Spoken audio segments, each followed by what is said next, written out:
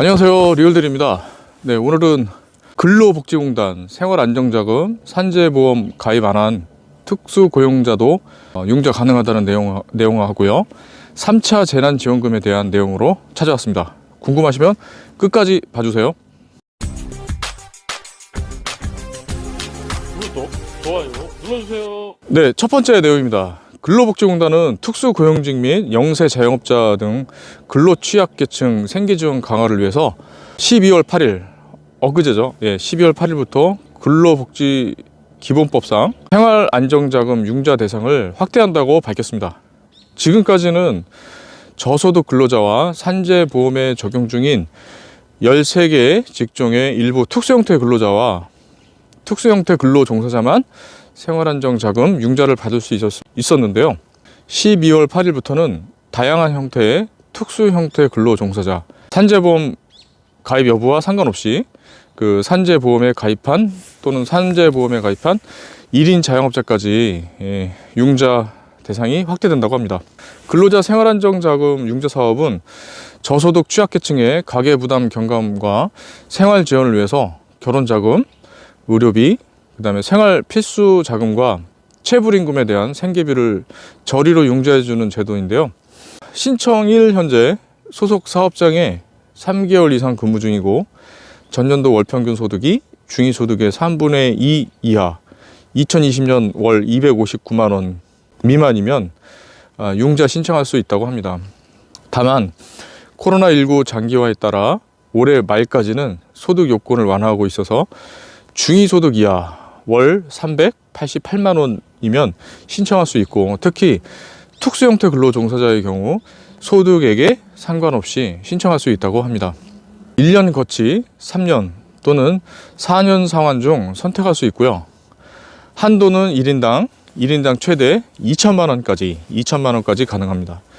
특히 근로복지공단 신용보증 제도를 이용해서 신속, 간편하게 융자를 받을 수 있으며 별도의 중도 상환 수수료 없이 조기 상환도 가능하답니다.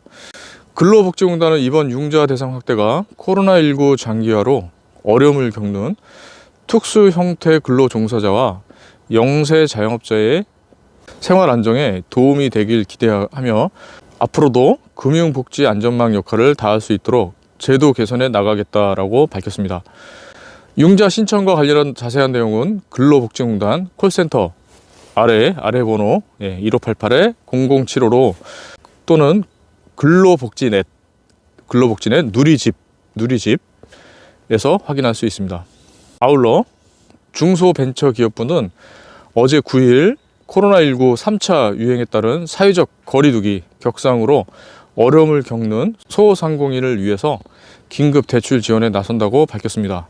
9일 오후 1시부터 소상공인진흥공단 홈페이지를 통해서 온라인 신청이 가능하며 3천억 원 규모의 예산이 소진될 때까지 실시된다고 합니다.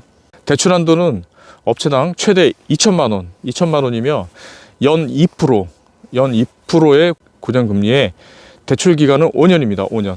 하지만 대출 심사 결과에 따라서 일부 감액될 수 있다고 하네요.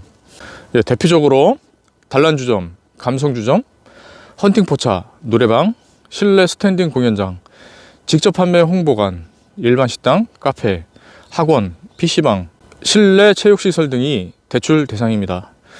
자, 최근의 관심은 자연스럽게 이제 3차 재난지원금에 쏠리고 있습니다. 아직 확정되지 않은 지원 대상에 관심이 높아지고 있죠. 바로 플러스 알파 때문입니다.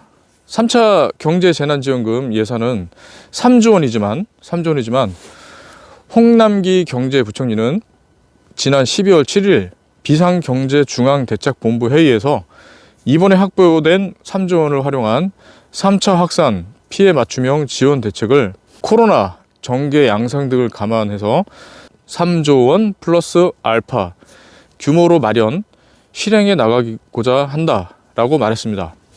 3차 재난지원금 지급 대상의 특고와 청년, 저소득층 7가지가 포함될 것이란 얘기가 나오는 것도 그래서입니다.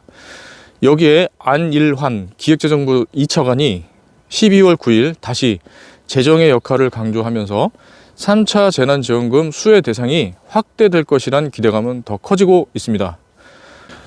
안 차관은 제2국고체 발행전략협의회에서 내년도에도 코로나19로 인한 경제, 사회 전반의 어려움이 쉽사리 잦아들지는 않을 것이라며 재정의 마중물 역할이 지속적으로 필요하다라고 말했습니다.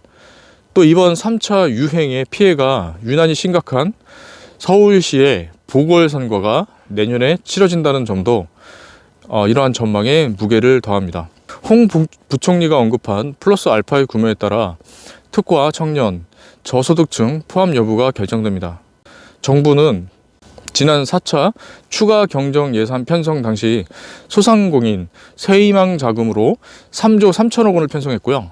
실제로는 2조 8천억 원이 지원됐다고 합니다. 또 특과, 프리랜서 등 70만 명을 위한 긴급 고용 안정 패키지로서 6천억 원, 89만 명을 대상으로 한 저소득층 패키지 예산은 4천억 원이었습니다.